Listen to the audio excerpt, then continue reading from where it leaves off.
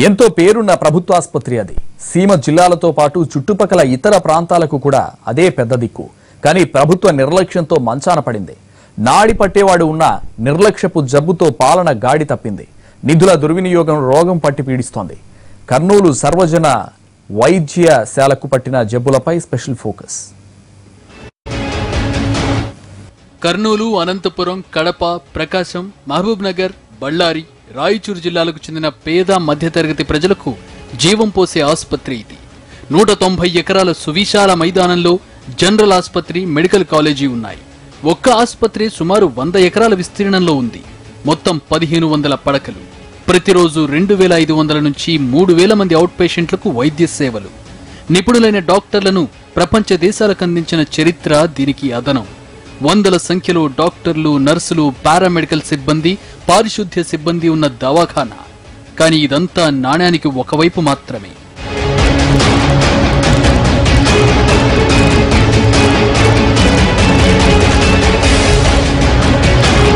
కర్నూలు ప్రభుత్వ ఆసుపత్రి మరో కోణం చూస్తే పేద రోగులకు వైద్యం ఇక్కడ అందని ద్రాక్ష. రోగులంటే నిర్లక్ష్యం, పారిశుద్ధ్యం అంటే నేతి బీరకాయలో నెయ్యి ఎంత శాతమో ఇక్కడ కూడా అంతే. ఆసుపత్రి ఆవరణలో అడుగు పెట్టినప్పటి నుంచి తిరిగి గేటు దాటే వరకు కష్టాలే. మొదట ఓపీ టికెట్ తీసుకునే దగ్గరే ఎందుకొచ్చాంరా బాబు అని బాధపడే పరిస్థితి. గంటల తరబడి ఓపీ టికెట్ వరుసలో నిల్చోవాలి. తీరా టికెట్ దక్కించుకుంటే డాక్టర్లు వెళ్లిపోయిన సందర్భాలు కోకొల్లలు.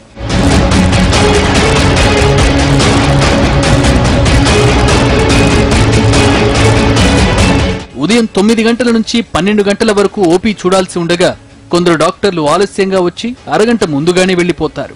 అప్పటి వరకు లైన్లో నిల్చున్న రోగి ఉసూరుమంటూ క్యాజువాలిటీకి వెళ్తే అక్కడ పెద్ద లైను. ఇలాగో డాక్టర్ వద్ద చూపించుకుని పరీక్షలు రాయించుకుని ఏ ఎక్స్రేనో రక్త పరీక్ష చేయించుకోవడానికి వెళ్తే రిపోర్ట్ కోసం 2-3 రోజులు తిరగాల్సిందే.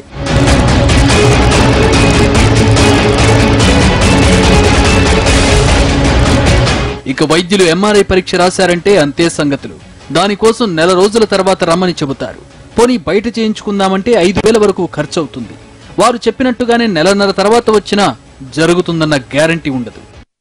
ప్రభుత్వ హాస్పిటల్లో మేము అంత దూరం నుంచి వచ్చి డబ్బులు లేక ఇక్కడ చూపించుకోవడానికి వస్తే ఎక్స్రేలు అవి తీసుకోవడానికి వెళ్తే 1 గంటలో అయిపోయే పని 3 రోజుల తర్వాత రండి, 4 రోజుల తర్వాత రండి అని మమ్మల్ని ఆ విధంగా తిప్పుకోవడం వల్ల మాకు చాలా ఇబ్బందిగా ఉంటుంది. మేము నిరుపేదలం కావడం వల్ల అంత దూరం నుంచి సుదూర ప్రాంతాల నుంచి వచ్చి కేవలం ఎక్స్రేల కొరకే వచ్చి ఇక్కడ నిరీక్షించాలంటే మాకు చాలా ఇబ్బందిగా ఉంటుంది. ఇక ఆసుపత్రి పరిసరాలు చూస్తే మురికి కూపాలి. పారిశుద్ధ్యం కోసం ప్రతి నెల 54 లక్షల రూపాయలు ఖర్చు చేస్తున్నా ఎలాంటి ప్రయోజనం లేదు. కాంట్రాక్ట్ ఏజెన్సీకి అతి తక్కువ వేతనం ఇవ్వడం వల్ల వారు కూడా మమా అనిపిస్తున్నారు. సిబ్బందికి నెలల తరబడి వేతనాలు కూడా సరిగా ఇవ్వరు. సెక్యూరిటీ సిబ్బందికైతే 4 నెలలుగా జీతాలు లేవు. అదేంటంటే తమకు నష్టం వచ్చిందన్నది కాంట్రాక్ట్ ఏజెన్సీ మాట. అడిగితే మీకు ఇష్టం ఉంటే చేయండి, లేకపోతే డ్యూటీలు మానుకొని ఇంట్లో కాడ కూర్చోండి, మాకు సంబంధం లేదు, మేము శాలరీస్ ఎప్పుడు వేస్తే అప్పుడు తీసుకున్నాలా, అంతవరకు మీరు డ్యూటీలు చేస్తే చేయండి, లేకుంటే ఇంట్లో పోండి అని అంటున్నారు సార్. మాకు చాలా కష్టం అయిపోయింది. ఇప్పుడు చూసే ధరలు పెరుగుతున్నాయి, ఫీజులు కట్టలేకున్నాము, పిల్లలు ఇంట్లో కాడ ఉన్నారు. 3 నెలల పొద్దా సార్ మేము పిల్లల్ని చదివించుకున్నాలా, ఇట్లా ఆకలి అని పిల్లలు అడుగుతున్నారు. ఇంట్లో కూడా మా ఇంట్లో కూడా డబ్బులు ఎక్కుంటే బయట పని కూడా నేను అంటున్నారు. మేము చాలా ఇబ్బందులు పడుతున్నాం సార్. మేము ఇలా చెప్పుకుంటూ పోతే కర్నూలు ప్రభుత్వ ఆసుపత్రిలో అడుగడుగున నిర్లక్ష్యం, అవినీతి కొట్టొచ్చినట్లు కనిపిస్తాయి. ఎంతో పేరున్న ప్రభుత్వ ఆసుపత్రికి ఎందుకు నిర్లక్ష్యపు జబ్బు పట్టింది? ఎన్నిసార్లు హెచ్చరించినా సిబ్బందిలో ఎందుకు మార్పు రావడం లేదు? నిర్వహణ కోసం లక్షలు వెచ్చిస్తున్నా ఎందుకు ప్రయోజనం ఉండడం లేదు? ఇలాంటి ప్రశ్నలన్నిటికీ వచ్చే సమాధానం ఒకటే. కర్నూలు ఆసుపత్రి నిర్వహణకు ప్రభుత్వం తక్కువేం ఖర్చు చేయడం లేదు. ఆవరణలో ఎలుకలు, పందికొక్కులు తిరుగుతుంటే వాటిని నివారించేందుకు సైంటిఫిక్ శానిటేషన్ పాలసీ 2015 కింద ప్రతి నెల 5 లక్షలు ఖర్చు చేస్తోంది. గత జూన్ నుంచి ఈ ఏడాది జూన్ వరకు సుమారు 60 లక్షలు కేవలం ఎలుకలు, పందికొక్కులు పట్టుకునేందుకే చెల్లించారు. దోమలు, నల్లులు, బొద్దింకల నివారణ కూడా ఇందులో భాగమే.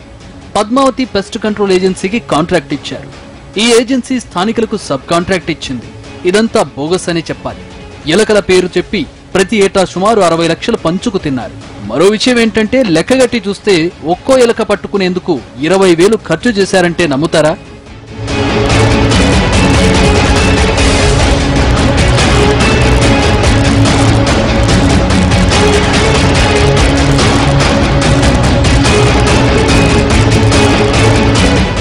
ఇక ప్రభుత్వాసుపత్రిలో మందులకు కోట్ల రూపాయలు ప్రభుత్వం చెల్లిస్తుంది. అయినా రోగులు చాలా సందర్భాల్లో బయట కొనాల్సిందే. ప్రభుత్వం మందులకు కేటాయించే బడ్జెట్లో 80% వరకు ఏపీఎంఎస్ ఐడీసీ ద్వారా సరఫరా అవుతాయి. మిగిలిన 20% ఆసుపత్రి అధికారులు అవసరానికి తగ్గట్టు కొనుగోలు చేయొచ్చు. ఇందులోనూ అక్రమాలే. బ్లాక్ లిస్ట్ లో ఉన్న కంపెనీలు మరో పేరుతో మందులు సరఫరా చేస్తున్నాయన్న విమర్శలున్నాయి. కొద్ది రోజుల క్రితం ఒక కంపెనీకి 70 లక్షలు చెల్లించారు. 2011-12లో సరఫరా చేసిన మందులకు ఇప్పుడు చెల్లించినట్లు చెబుతున్నారు. ఇంత ఆలస్యంగా చెల్లింపులు చూస్తే బ్లాక్ లిస్ట్ లో ఉన్న కంపెనీలని తేలింది. బయటకు మాత్రం అప్పుడు డబ్బులు లేవని చెప్పుకొస్తున్నారు అధికారులు.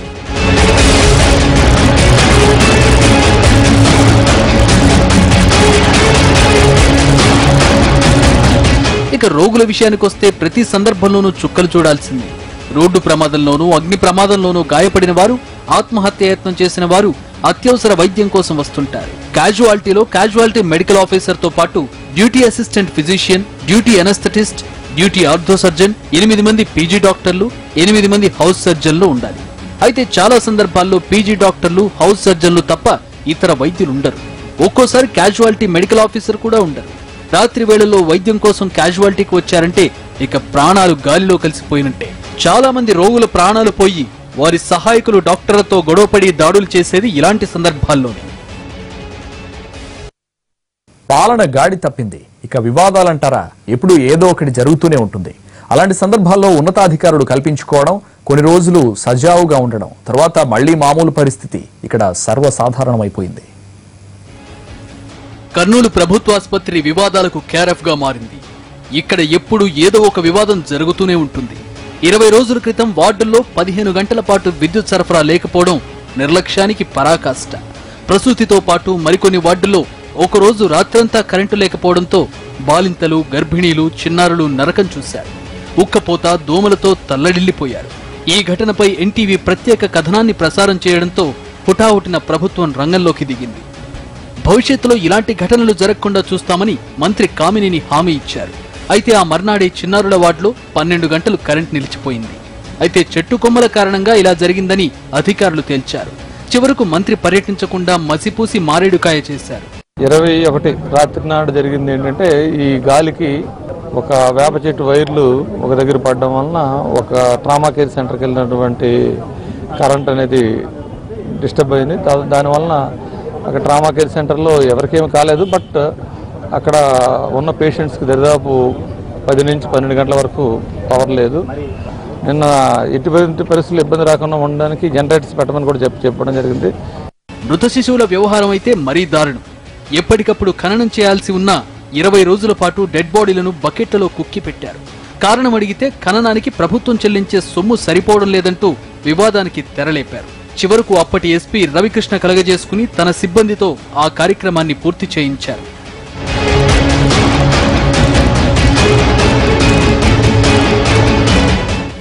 అలాగే ఒక గ్రూప్ బదులు మరో గ్రూప్ రక్తాన్ని ఎక్కించి ప్రాణాలు తీసిన సందర్భాలు కూడా ఉన్నాయి. ఇన్ని జరుగుతున్నా ఏ ఒక్కరిని బాధ్యులను చేసి చర్యలు తీసుకున్న పాపాన పోలేదు. దీనికంతటికీ వైద్య ఆరోగ్య శాఖ ఉన్నతాధికారుల మెతక వైఖరి, సంబంధిత మంత్రిత్వ శాఖలో పెద్దల అండదండలేనన్నది బహిరంగ రహస్యం. ఇక్కడ సిబ్బంది తీరుతో రోగులు పడే ఇబ్బందులు అన్నీ ఇన్ని కావు. వసతులు బాగా లేవు. ఆపరేషన్ చేసే సెంటర్లో అన్ని నీళ్ళే, దాని పక్కల వర్షం నీళ్లు, మంచాల కింద నీళ్లు, బాల్యంతలకు పనకనీకి బెడ్లు కూడా లేవు. ఒక్కొక్క మంచం మీద సిజరీన్ చేసిన మంచులు ఒక్కొక్క మంచం మీద 2 ఉన్నారు. కర్నూలు ఆసుపత్రిలో పరిస్థితులు చూస్తే కేవలం అలసత్వం, అవినీతి, అక్రమాలే ఈ స్థితికి దిగజార్చాయన్నది అర్థమవుతోంది. ప్రభుత్వం దాదాపు 50 కోట్ల రూపాయలు నిర్వహణ, వేతనాలు, మందులు, ఇతర అవసరాలకు ఖర్చు చేస్తోంది. ఎన్టీఆర్ వైద్య సేవ ద్వారా పెద్ద ఎత్తున నిధులొస్తున్నాయి. కానీ అవసరం ఉన్నవాటికి కాకుండా అవసరం లేని దానికోసం డబ్బు మంచినీళ్లలా ఖర్చు చేస్తున్నారన్న ఆరోపణలున్నాయి. నిధుల ఖర్చుపై పూర్తి విచారణ జరిపిస్తే అక్రమాల పుట్ట ఖచ్చితంగా కదులుతుంది. కానీ వీటిపై అధికారులను కదిపితే పై లెక్కలు చెప్పుకొచ్చేస్తారు. హెచ్ఓడిస్ మీటింగ్ కూడా పెట్టడం జరిగింది. డ్యూటీలో ఉన్నటువంటి ప్రతి వైద్యాధికారి, కింద పోస్ట్ గ్రాడ్యుయేట్స్, హౌస్ సర్జన్స్ వీళ్ళందరితో కోఆర్డినేట్ చేసుకొని రోగి వచ్చిన వెంటనే 10-15 నిమిషాల్లో వాళ్ళకి సేవలు అందేటట్టుగా చూడమని ఇన్స్ట్రక్షన్స్ జరుగుతున్నాయి. అదేవిధంగా వాళ్ళకి కావాల్సిన డాక్టర్లకు కావాల్సినటువంటి మౌలిక వసతులు క్యాజువాలిటీ పరిసరాల్లో ఏర్పాటు చేయడం జరిగింది. ఇక సిబ్బంది విషయానికి వస్తే ఆసుపత్రిలో కొందరు క్లర్క్ స్థాయి వ్యక్తులు మొత్తం వ్యవస్థనే శాసిస్తున్నారట. దీంతో పనిచేసే వైద్యులు కూడా మనకెందుకులే అని సైలెంట్ గా ఉండిపోతున్నారట. అవసరమైన పరికరాలకు డబ్బులు లేవని చెప్పడం, అవసరం లేని వాటికి వ్యయం చేస్తుండటంతో చిత్తశుద్ధితో పనిచేసే వైద్యులకు ఇబ్బందులు ఎదురవుతున్నాయి. తాజాగా 3,35,00,000 ఖర్చుతో ఇంటర్నల్ రోడ్డు నిర్మాణానికి సిద్ధమవుతున్నారు. అయితే ఇలాంటి పనులకు ఎన్టీఆర్ వైద్య సేవ ద్వారా వచ్చే నిధులను ఖర్చు చేస్తుండటంతో రోగులకు అన్యాయం జరుగుతోంది. వారికి బిల్లులు చెల్లించాలంటే మాత్రం నెలల తరబడి తిప్పుకుంటున్నారు. అధికారులు నిత్యం అందుబాటులో ఉండేందుకు వీలుగా ఆసుపత్రి ఆవరణలో కోట్ల ఖర్చుతో క్వార్టర్స్ నిర్మించారు. కానీ ఎవరూ అక్కడ ఉండడం లేదు. దీంతో అవి శిథిలావస్థకు చేరుకున్నాయి. అలాగే పేయింగ్ బ్లాక్ ఇతరత్ర అవసరాలకు వినియోగిస్తుండటంతో ఆర్థికంగా ఉన్న రోగులకు గదులు కల్పించే అవకాశమే లేకుండా పోయింది.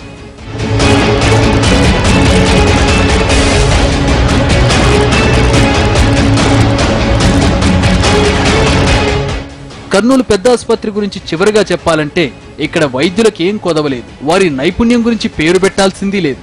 లేనిదంతా చిత్తశుద్ధి. డాక్టర్లలో కొందరే సమయపాలన పాటిస్తారు. చాలా మంది ప్రైవేట్ క్లినిక్లలో సేవలు చేస్తూ తరిస్తున్నారు. దీంతో నిబంధనలన్నీ గాలికెగిరిపోతున్నాయి. డాక్టర్లు సమయానికి రాకపోవడంతో నర్సులే మొత్తం నడిపించాల్సి వస్తోంది. బయోమెట్రిక్ విధానం ఉన్నా ఆ సమయానికి వచ్చి వేలిముద్ర వేసి వెళ్లే బాపతులే చాలా ఉన్నాయి. ఇప్పటికైనా ప్రభుత్వం స్పందించి ఇంతటి చరిత్ర ఉన్న కర్నూలు పెద్దాసుపత్రిని గాడిన పెట్టేందుకు ఓ పక్కా ప్రణాళికను సిద్ధం చేయాల్సిన అవసరం ఎంతైనా కనిపిస్తోంది. లేదంటే నిర్వహణ కోసం ఖర్చు చేస్తున్న కోట్ల రూపాయల నిధులు బూడిదలో పోసిన పన్నీరే అవుతాయి.